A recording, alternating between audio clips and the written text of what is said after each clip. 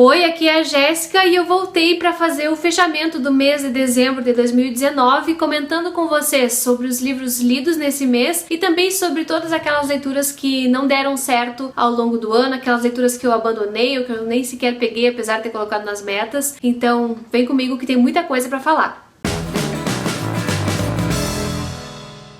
Resolvi fazer esse vídeo 2 em 1 aqui, em que eu faço esse resumão das leituras e também comentários sobre as leituras que não aconteceram, porque eu acho que tem tudo a ver uma coisa com a outra e porque a minha amiga Lorena sugeriu que eu fizesse esse tipo de comentário, né, sobre as metas que eu não cumpro, por exemplo, e eu acho ótimo mesmo fazer isso para dar uma noção de que a gente nem sempre lê os livros que a gente se propõe e que tá tudo bem com isso. Mas antes de mais nada, se tá chegando agora no canal, seja muito bem-vindo, muito obrigada pela companhia. Se gostar do conteúdo que eu produzo aqui, se inscreva, compartilhe com as pessoas que gostam de ler e dê um joinha nesse vídeo porque isso ajuda muito na divulgação e no crescimento do canal. Vai sair mais pra frente outros vídeos sobre as leituras do ano, vídeo com melhores leituras de ficção, vídeo com melhores leituras de não ficção, balanço de todas as leituras, mas tudo isso mais pra frente. Eu decidi encerrar primeiro 2019 com esse vídeo de resumão das leituras de dezembro, até porque vai ter livro de dezembro na lista dos melhores do ano, então não dá pra atropelar as coisas, né? Primeiro a gente fecha o ano, aí depois eu faço esses vídeos de premiação aí do meu gosto literário. Mas vamos começar então com as leituras do mês de dezembro. O primeiro livro que eu li, eu não tenho ele aqui em mãos porque eu peguei emprestado com meu amigo Guilherme, que é o Rede de Sussurros. Esse livro foi lançado pelo Clube Intrínsecos e depois veio em edição comum aí, tem então pra vender em qualquer lugar. Saiu pela Intrínseca e é um livro que o meu amigo disse que eu ia gostar bastante. Esse livro tem um tema que é muito caro pra mim, que é o feminismo, mas não só isso. Ele fala sobre as opressões que as mulheres sofrem nos ambientes de trabalho pra estar ali naquele meio, pra poder trabalhar e ter uma carreira de sucesso.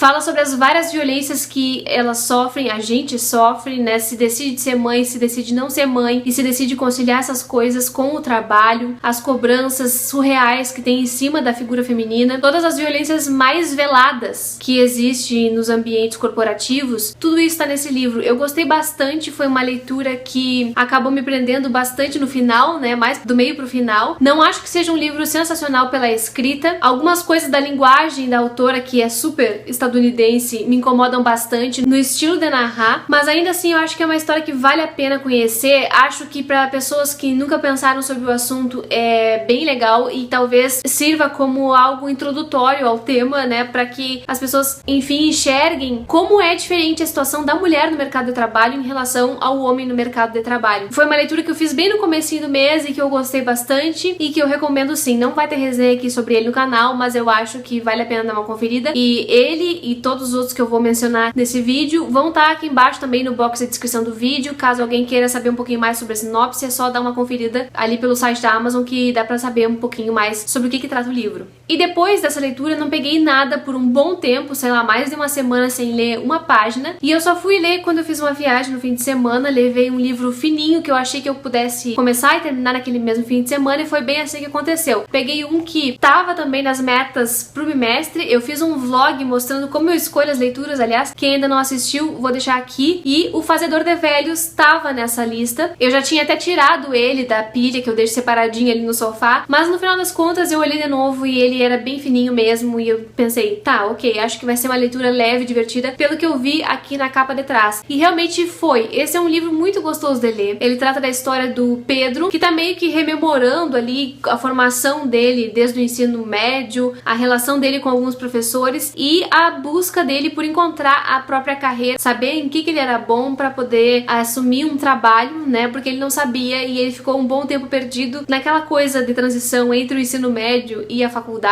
E ele fala muito sobre o processo de escrita. Esse Fazedor de Velhos é uma figura que aparece no texto e que tem relação com ele, e eu achei muito bonita a forma como ele desenvolve isso. É um livro que flui bem. Não acho que seja um livro que transforme vidas, mas eu acho que ele fala coisas bem importantes aqui e ele tem um olhar bem generoso em relação aos vários relacionamentos humanos que existem na troca, especialmente na troca, no que a gente aprende ali com as pessoas que são não necessariamente mais velhas, mas que são diferentes de nós. A relação dele com alguns professores também é bem especial, eu gostei disso. Enfim, é a história de um cara, né? Vocês sabem que eu não tenho lido muita história sobre homens, mas é uma história sobre um homem que eu achei legal de conhecer. É um livro que vai falar também sobre amor, não apenas amor romântico, do amor que pode ser alimentado entre pessoas, inclusive entre amigos, entre pessoas que não têm o mesmo sangue, mas que se tornam muito importantes na vida da gente. Mas fala também de amor romântico e fala muito sobre o processo de escrita também, de escrita de um texto literário. Enfim, gente, leitura gostosinha pra ler no fim de semana. Eu li em menos de 24 horas, dentro de um ônibus mesmo, então ele é bem tranquilo de ler. E eu espero comentar sobre ele em alguns outros vídeos aqui do canal, fazer uma relação com outros livros talvez. Enquanto isso, vocês leiam, que vale a pena, é literatura nacional contemporânea, e eu sempre acho que a gente precisa dar mais valor a essa literatura que tem tanta produção, tanto significado.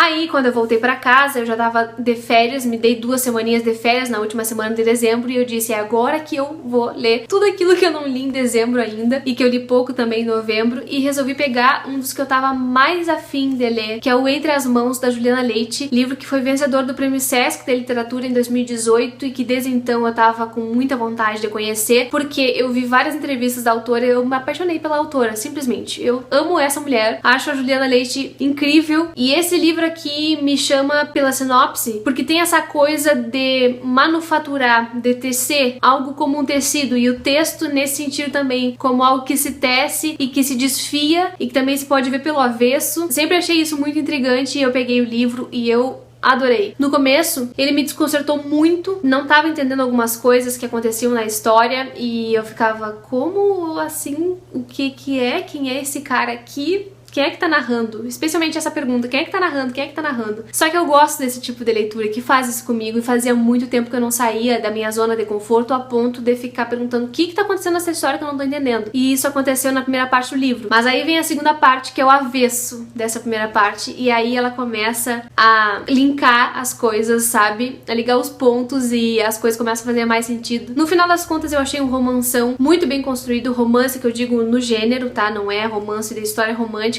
Tem vários momentos pesados dessa narrativa, porque a vida da mulher que é contada aqui não é muito fácil. Ela sofre um acidente em que surgem muitas queimaduras nas mãos dela, e ela é tecelã. Então ela passa por um processo de reconstrução, especialmente física, porque ela precisa de um transplante de pele, ela precisa ali, né, voltar a exercitar os músculos para poder voltar a trabalhar, viver sozinha e fazer as coisas dela. E é muito dolorido tudo isso, né? Mas também eu acho que a Juliana consegue trazer aqui uma protagonista que observa muito uns detalhes que a gente não tá acostumado a olhar. Todas as coisas que ela entremeia, todas as coisas que ela escreve aqui, eu achei muito bem pensado, sabe? Quando termina um livro assim e fica, putz, isso aqui foi muito bem construído, eu fiquei com essa sensação. Vai ser um livro que vai merecer releitura com certeza daqui a um tempo, e eu já tô louca pra ler outras coisas da Juliana. Acho que ela promete muito na nossa literatura contemporânea, e fica então a minha recomendação. Não acho que seja um livro que vai agradar todo mundo. Esse livro vai agradar quem gosta da literatura contemporânea e de todo o caos que ela traz. Então estejam preparados para esse tipo de narrar fragmentado que é característico da literatura contemporânea brasileira, dessas coisas que não trazem muitas respostas e que, pelo contrário, ainda confundem o leitor. É isso que vocês vão encontrar aqui. Mas, ao mesmo tempo, vão encontrar muita sensibilidade nessa forma de captar o mundo e transcrevê-lo em palavras. Então, fica a minha recomendação para quem é fã da nossa literatura de agora. Vale a pena. Então, se joguem. Quem gosta, se joguem.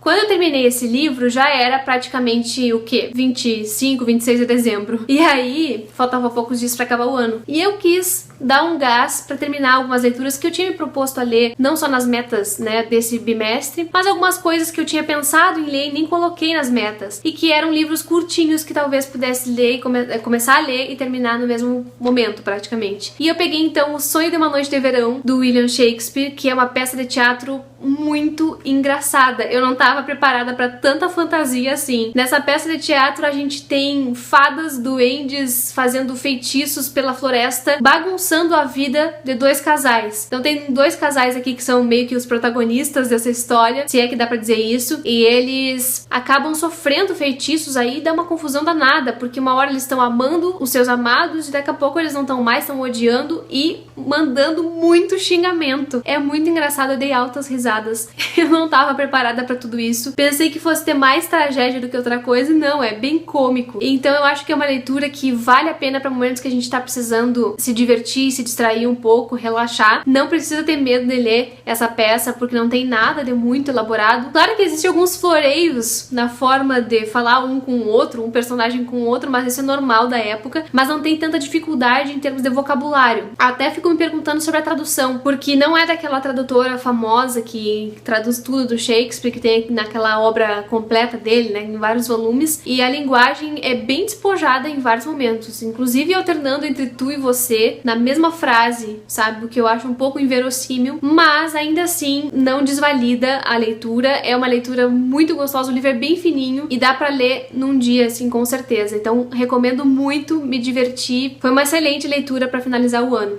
E depois disso, eu viajei para minha cidade natal para passar o ano novo lá com meus pais e resolvi levar alguns livrinhos, não sabia muito bem o que levar. E levei o Nossos Ossos, do Marcelino Freire, que estava também nas metas do bimestre. Na verdade, eu comecei a ler antes de viajar e só não terminei por um detalhe. Se eu tivesse ficado em casa, eu teria terminado ele num dia também, porque a leitura do Marcelino é muito fluida também. Mas, enfim, comecei no domingo, terminei na segunda-feira. É um livro que eu gostei bastante, é o primeiro romance do Marcelino, se eu não tô enganada, e tem todo aquele estilo dele que eu já conhecia e que eu gostava, como por exemplo uma escrita bastante oral, no sentido da sonoridade, ele trabalha muito com repetição de vogais. Eu só não achei espetacular a execução do livro dessa vez, mas é um livro que eu dei, sei lá, 3 estrelas de 5, é um livro bom, é um livro que eu gostei, trata da história de um dramaturgo que nasceu no Nordeste e foi morar em São Paulo e tentar a vida e a sorte lá. Conseguiu certo sucesso e reconhecimento, mas acontece algo que tira ele do eixo, que é a morte de um namorado dele, que era um cara bem mais jovem. E a partir disso a gente começa a acompanhar essa história, que vai ter um pouco sobre a violência urbana e vai também ter um olhar específico para as pessoas que são marginalizadas. É muito bom, é muito legal. É um livro também de se ler bem rápido, não me apaixonei por ele. Me apaixonei, por exemplo, pelo Amar é Crime, um livro de contos do Marcelino, que foi o primeiro que eu li e o que eu achei mais sensacional, mas é um livro bom, então eu recomendo a leitura.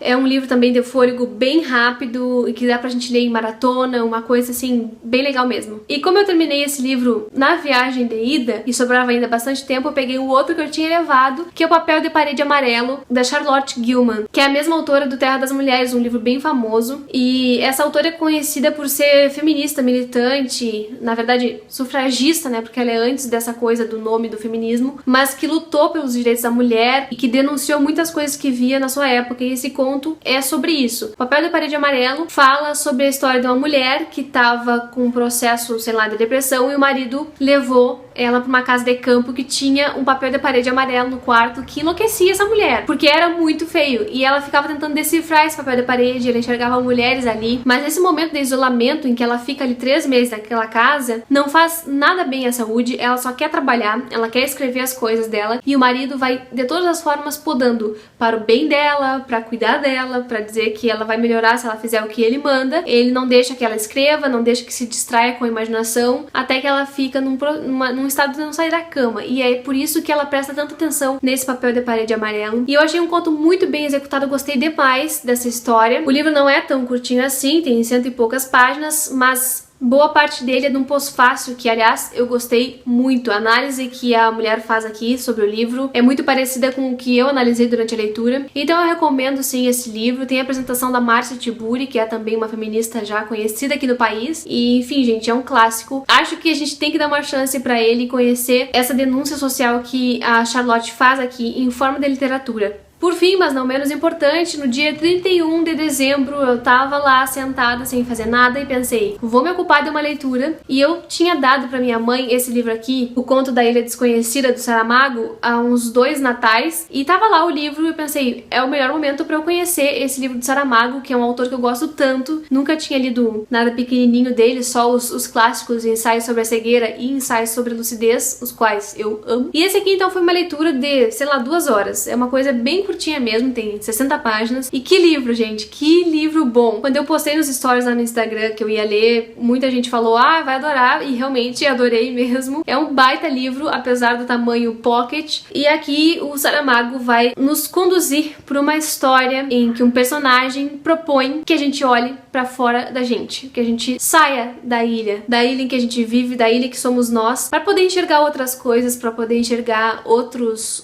lugares. E o Saramago poderia fazer isso de qualquer jeito, só que ele fez de um jeito maravilhoso, como sempre. É um livro que vale a pena conhecer. Como eu já disse, o Saramago não ganhou Nobel à toa, ele ganhou porque ele faz muita coisa massa, então assim, recomendo, leiam. Não percam. Quem nunca leu nada dele, talvez seja uma boa forma de começar para introduzir na escrita dele, né? Porque aqui é uma pequena dose de tudo que ele vem a desenvolver nos outros livros. Recomendo com força. E agora, findado esse resumão das leituras de dezembro, eu vou comentar com vocês aquelas leituras que eu abandonei ao longo do caminho. Eu revisitei os meus vídeos de metas dos bimestres e de metas anuais para ver o que eu tinha abandonado realmente. E abandonado aqui de um sentido muito livre, tá? Não é abandonado porque nunca mais vou pegar, é simplesmente não peguei. E tem vários, e eu quero mostrar pra vocês que isso é um processo bem tranquilo pra mim. Os que eu abandonei, por exemplo, das metas anuais foram o Zero, o Sob o Olhar do Leão, que eu já falei várias vezes aqui, inclusive tentei repassar ele pra outros meses. O Infiel, que é aquele livro da história de uma mulher muçulmana que saiu do seu país e causou muitos horrores, choques para as pessoas que eram do seu país e tal. E também o Açu, o Sombreiro do Pepe Tela. Esses 4 estavam nas metas pro ano, que era o Desafio Viajando, e eu não li. Simplesmente não tive mais vontade de pegar, ainda que eu tenha tentado remanejar e passar para outros meses, não rolou. Então, do Desafio Viajando, eu consegui ler 6 livros e não li 4. E tudo bem, eles vão ter o tempo deles. Inclusive agora acho que eu vou parar de colocar eles nas metas e vou colocar eles de volta na estante, e quando chegar a hora, quando eles me chamarem, eu vou. Outros livros que eu abandonei, tô colando aqui no caderninho, que foram das metas bimestrais. Coloquei o Reivindicação dos Direitos da Mulher, da Mary Wollstonecraft, e depois resolvi não pegar, porque eu comecei a ler, eu vi que era um pouco mais denso, exigia um pouco mais de atenção e eu não tava com aquela atenção no momento, então eu deixei de lado. Da poesia da Hilda Hilst, eu comecei a ler, li 2 livros dentro do livro, porque ele é um compilado, né, ele tem bastante coisa, e depois abandonei o livro simplesmente, não quis mais pegar. Também coloquei nas metas e tirei, coloquei,